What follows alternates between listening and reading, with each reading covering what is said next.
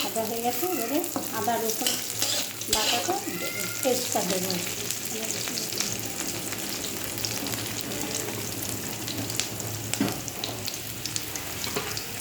লাল লাল করে ভেজে এই যে আদা রসুন পরে একটু বেশিই দিলাম।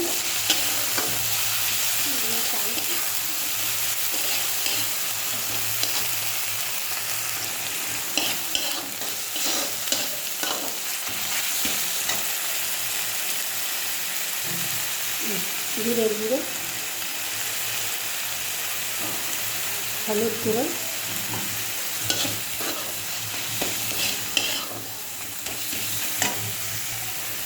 আর এই যে টমেটোটা বলেছিলাম অর্ধেকটা দেবো, এই অর্ধেকটা টমেটো। এবার আস্তে আস্তে কষানো হয়।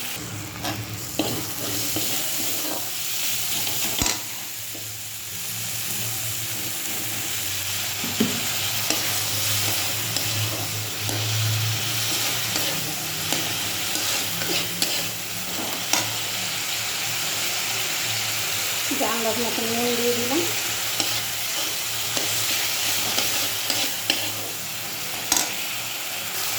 লঙ্কাটা দেয়নি, এই যে লঙ্কাটা দিয়ে দিচ্ছি। যে যেমন ঝাল খাবে তেমন দেবে।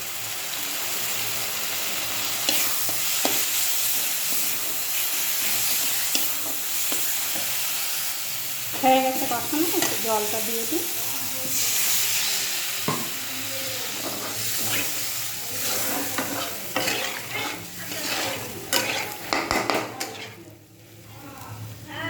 তো ওখানে দিলাম বন্ধুরা, বুঝলে এই যে বন্ধুরা ঝোলটা ফুটে উঠেছে। এবারে ডিম, ভাজা ডিমটা সব দিয়ে দিলাম।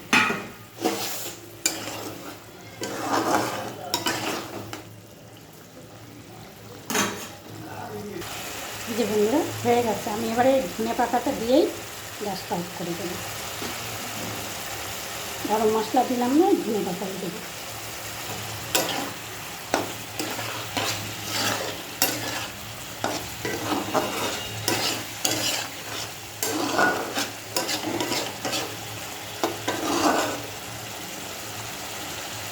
হয়ে গেছে, গ্যাস অফ করে দিলাম।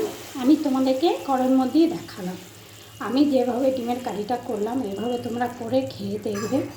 আর পাশে থেকেও একটা লাইক, একটা কমেন্ট যদি তোমাদের ভালো লেগে থাকে। ঠিক আছে, রাখছি বন্ধুরা, তোমরা সব ভালো থেকো।